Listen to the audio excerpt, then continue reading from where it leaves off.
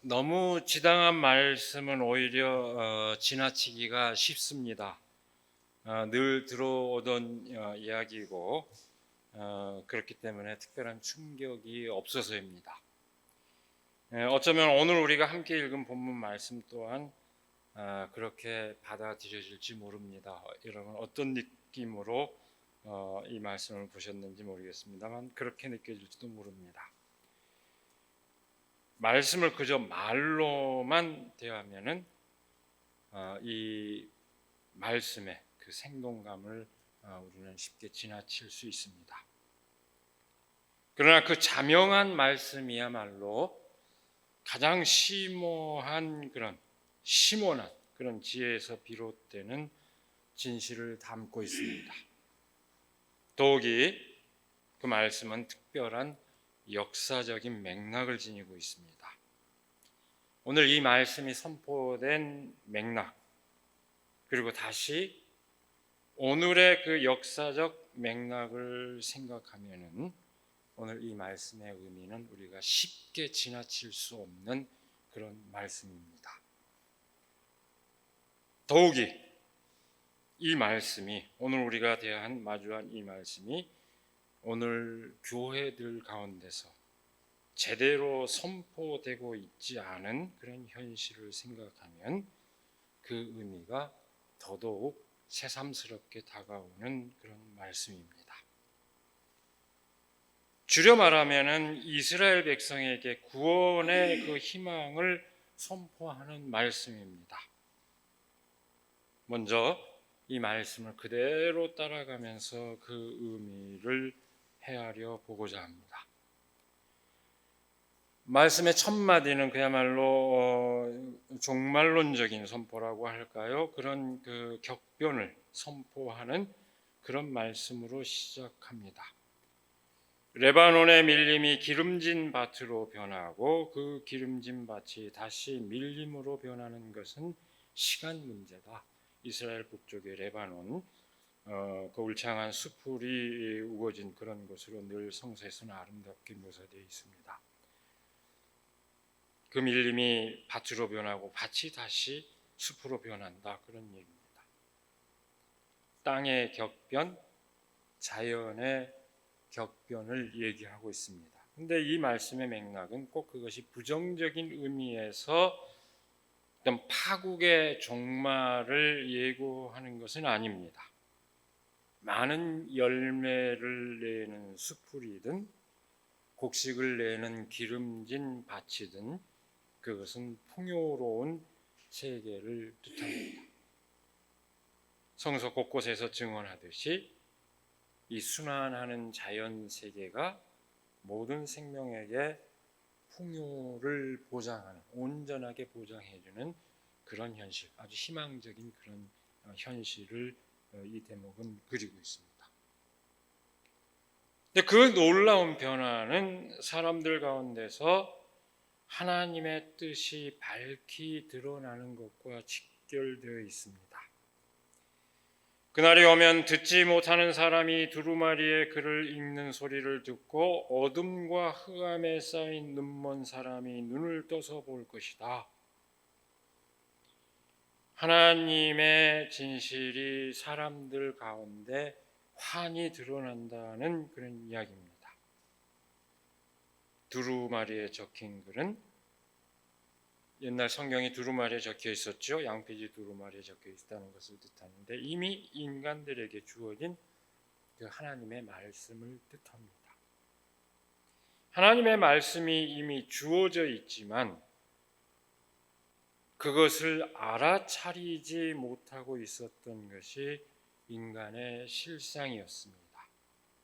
그런데 이제 곧 그 진실이 환히 드러나고 이제껏 귀가 어둡고 눈이 어두웠던 사람들이 그 진실을 깨닫게 되리라고 선포합니다. 그 다음 이어지는 말씀 또한 의미심장합니다. 하나님의 진실이 드러나는 그 사태는 인간 사회의 놀라운 변화를 동반합니다. 다시 말해서 인간 사회의 놀라운 변화가 곧 하나님의 진실을 드러내주는 사태라는 이야기입니다. 뭐라고 할까요? 하늘과 땅과 사람의 감흥으로, 우리 전통적인 관념에 늘 있죠. 천지인, 성서도 똑같습니다. 그런 감흥으로 일어나는 변화입니다. 그 변화의 구체적인 내용이 뭘까요? 천한 사람들이 주 안에서 더없이 기뻐하며 사람들 가운데 가난한 사람들이 이스라엘의 거룩하신 분 안에서 즐거워할 것이다. 성경에서 언제나 강조되고 있는 일관된 진실입니다. 성경이 선포하는, 성서가 선포하는 구원의 희망은 언제나 구체적인 인간 사회의 변화를 동반합니다. 그것이 뭡니까? 천한 사람과 가난한 사람에게 기쁨이 되는 사건,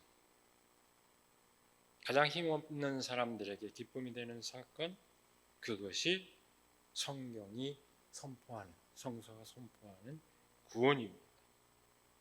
그것이 어떻게 가능합니까? 그것은 사회적 관계의 변화를 뜻합니다. 그 뜻은 이어지는 말씀에서 더 분명해집니다. 천한 사람들과 가난한 사람들이 기쁨을 누리게 될 때 어떤 일이 벌어질까? 아니, 그것이 어떻게 해서 가능해질까?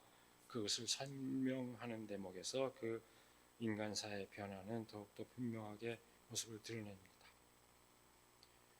포악한 자는 사라질 것이다. 비웃는 사람은 자치를 감출 것이다.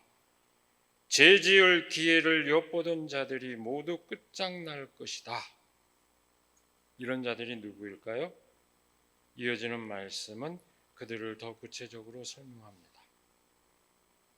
그들은 말 한마디로 사람에게 죄를 뒤집어 씌우고 성문에서 재판하는 사람을 올무에 걸리게 하며 정당한 이유 없이 의로운 사람의 권리를 박탈하던 자들이다. 딱 꼬집어서 얘기합니다.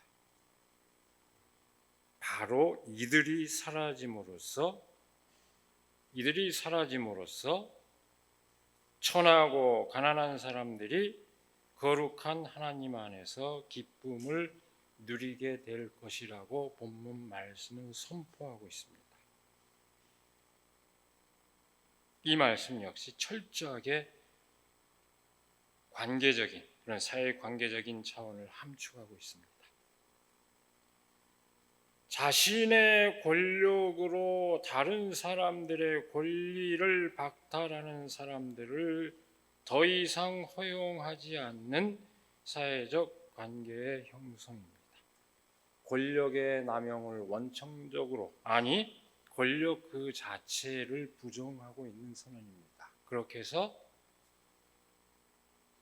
권력을, 그 힘을 남용하는 사람들이 없어짐으로써 가장 약하고 가난한 사람들까지도 자신의 권리를 보장받는 완전한 정의의 실현을 이렇게 선포하고 있습니다.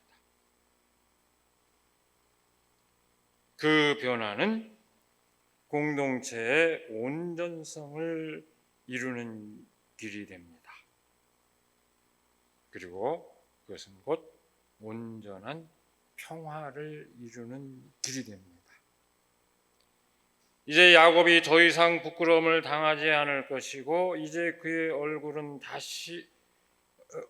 다시는 부끄러움을 당하지 않을 것이고, 이제 그의 얼굴이 다시는 수모 때문에 창백해지지 않을 것이다.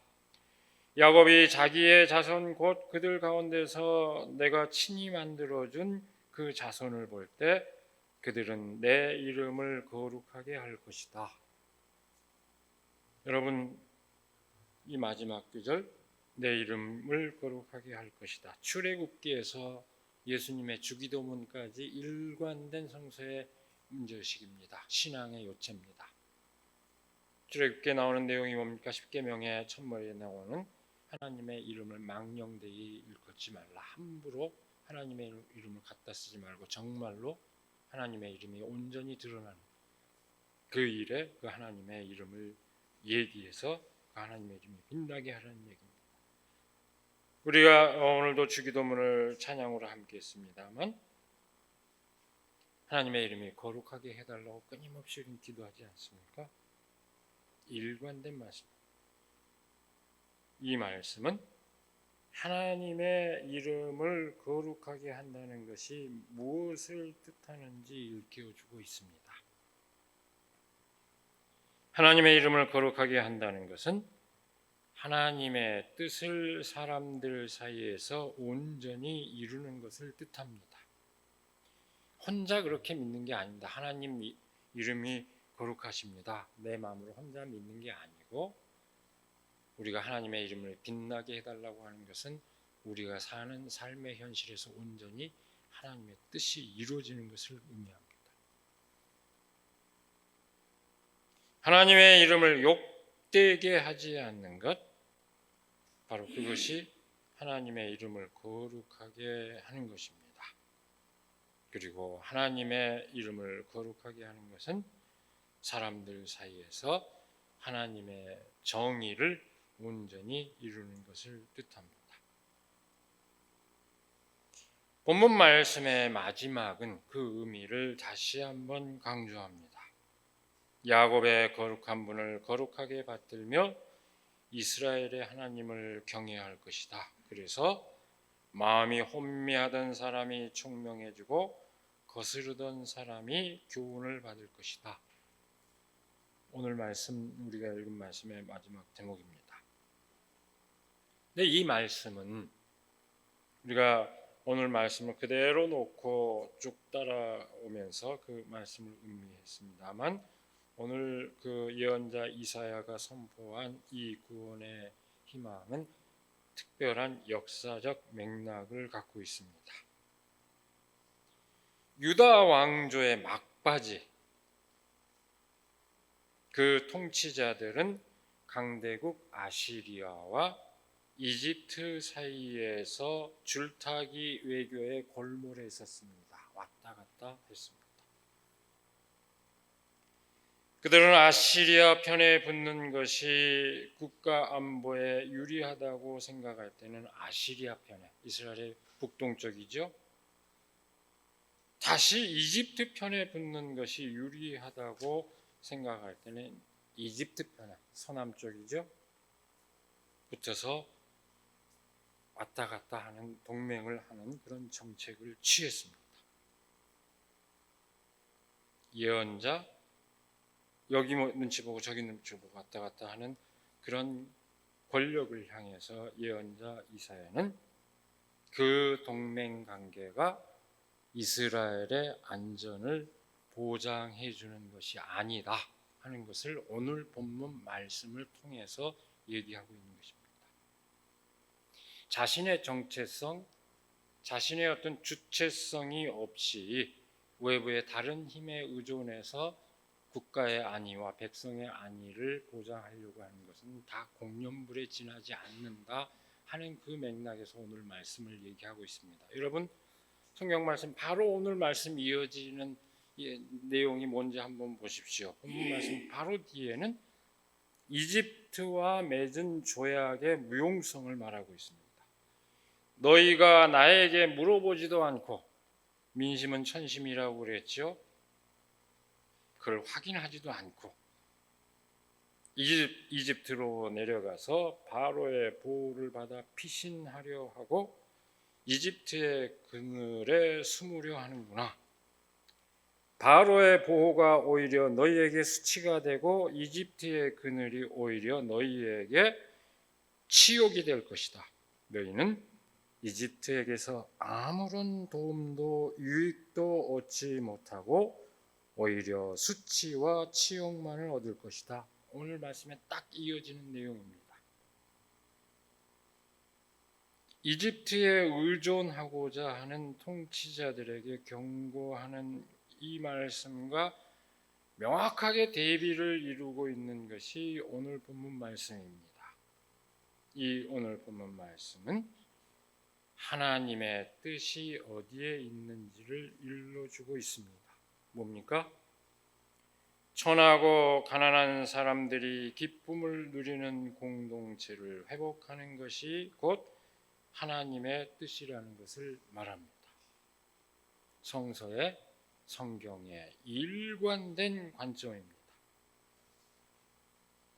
말씀을 대하면 대번에 그런 의문이 들 겁니다. 이거 예언자의 몽상 아닙니까? 현실을 너무 모르는 이상적인 얘기 아닙니까? 라고 이렇게 반문을 던질지 모릅니다. 네, 여러분, 당대의 예언자 이사야는 굉장히 신분이 유력한 사람이었습니다. 왕족이었거나 아니면 왕족과 아주 가까운 귀족 신분이었던 것으로, 그래서 많은 제자들도 거느리고 있었던 그런 예언자로. 예언자들은 굉장히 다양하지요. 농사꾼에서부터 이런 왕족에 이르기까지 다양한데 이사야는 굉장히 유력한 그런 출신이었습니다. 한마디로 얘기해서 예언자 이사야는 지체 높은 신분이었습니다. 그리고 뿐만 아니라 탁월한 정치적 식견과 아주 심오한 신학적 통찰력을 지닌 그런 예언자였습니다. 이런 이사야가 당대의 국제 정치적 그 현실을 몰랐을 리 없습니다. 정치인들이 좋아하는 그 현실의 논리를 몰랐을 이유가 없습니다. 하지만 이사야가 선포한 메시지는 국제 정치 현실에서의 어떤 정략이 아니었습니다. 그 어떤 그런 책략이 아니었습니다. 예언자 이사야는 한 공동체의 온전성, 진정한 국가의 안보, 진정한 인간의 안보가 어떻게 가능한지를 선포합니다. 포악한 자들과 비웃는 자, 그리고 죄 지을 기회를 엿보던 자들이 사라지고, 그럼으로써 천한 사람들과 가난한 사람들이 기쁨을 누리는 삶이 보장될 때 공동체의 온전성이 지켜질 수 있다고 오늘 말씀에서 선포한 것입니다. 이것이 오늘 말씀의 요체입니다. 사람들 사이에서 정의가 이루어질 때 진정한 국가 안보 또한 가능하다는 것을 말하고 있습니다. 그 정의가 이루어질 때 하나님의 이름이 온전히 거룩하다 여김을 받을 것이라 선포한 것입니다. 줄여 말하면 이것은 성서가 일관되게 전하는 정의로운 평화의 이상입니다. 히브리어로 정의를 뭐라고 하시는지 상식적으로 아시죠? 샬롬이라고 합니다. 그 샬롬의 의미, 그 의미는 철저하게 이렇게 정의로운 평화, 정의를 기초로 하는 일상의 삶의 평화를 뜻합니다. 여러분, 예언자 이사야의 선포는 오늘 현실에서도 변함없는 진실입니다. 군사적 동맹과 그에 따른 군사훈련을 강화하여 진영 대결을 부추기고 상대를 국제적으로 고립시키는 정책, 국제적 차원에서 정의 대신에 오직 힘의 우위만을 우선시하는 정책으로 평화가 이루어질 수 없습니다. 절대로 이루어지지 않습니다. 나라 안에서 정의를 이루고 국제적 차원에서 정의를 이룸으로써 진정한 평화를 이루는 그 길을 오늘 본문 말씀은 우리에게 일깨워 주고 있습니다. 여러분, 오늘 이 말씀을 마주하면서 동시에 오늘 우리가 처한 현실을 떠올릴 수 없다면, 제가 언급하지 않았지만 오늘 말씀을 보면서 오늘 우리 현실을 연상할 수 없다면 오늘 말씀의 뜻을 곁으로 흘려버리는 것입니다.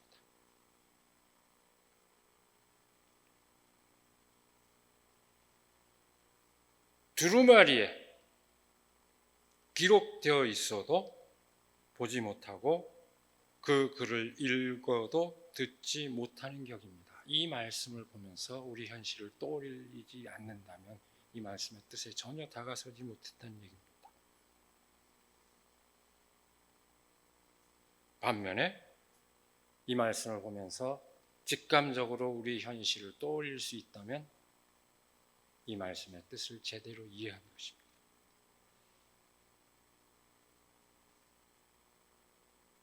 더욱 심각한 것은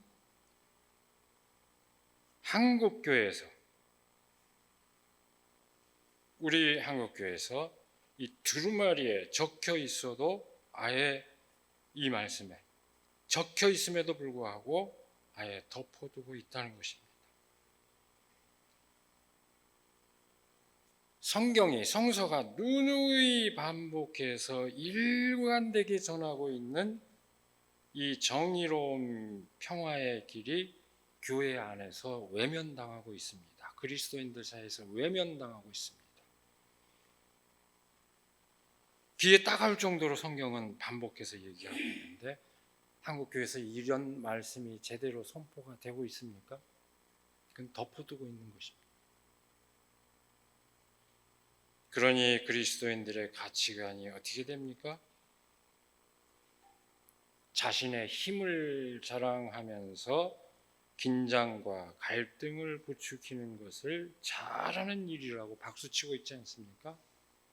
성서가 말하는 것과는 전혀 상반된 가치관을 신앙의 이름으로 옹호하는 일들이 벌어지지 않습니까? 바로 그와 같은 현실에서 오늘 말씀은 더더욱 절실한 의미를 지니고 있습니다. 예언자 이사야의 선포는 다시 한번 말씀드리지만 오늘도 변함없는 진실입니다. 그리스도인은 철저하게 정의로운 평화의 길을 따르라는 그 말씀을 이루기 위해서 헌신해야 합니다. 그것이 바로 모든 사람에게 사랑을 베푸시는 하나님의 뜻을 이 역사 한복판에서 구현하는 길입니다. 예언자 이사야가 선포하는 이 진정한 구원의 희망, 그 말씀에 귀 기울이고 그 말씀의 뜻을 이루는 우리 한 사람 한 사람, 우리의 교회가 되기를 시간에 간절히 기원합니다. 기도하겠습니다. 우리에게 복된 날을 허락하여 주시고 이미 우리에게 주신 그 말씀의 의미를 다시 새길 수 있도록 우리를 일깨워 주시는 그 은혜를 감사드립니다. 하나님께서 이 땅에서 이루시고자 하시는 뜻, 사람을 구원하시고자 하시는 뜻, 그것은 이 땅의 가장 연약한 사람들이 자기 삶을 누리며 하나님 안에서 기쁨을 누리는 그 삶을 보장하는 곧 온전한 정의를 이룸으로써 참 평화를 누리는 그 현실이라는 것을 오늘 말씀을 통해 다시금 새기며 우리가 그 길에 동참하게 하여 주시옵소서. 자신의 권력을 남용하고 다른 사람들의 권리를 짓밟고 빼앗는 포악한 자들을 따르지 아니하고 온전히 그 하나님의 뜻을 이루는, 그리고 그 길을 이루기 위해서 헌신하는 저희들이 될 수 있도록 하나님 저희를 인도하여 주시옵소서. 우리 주 예수 그리스도의 이름으로 기도드리옵나이다. 아멘.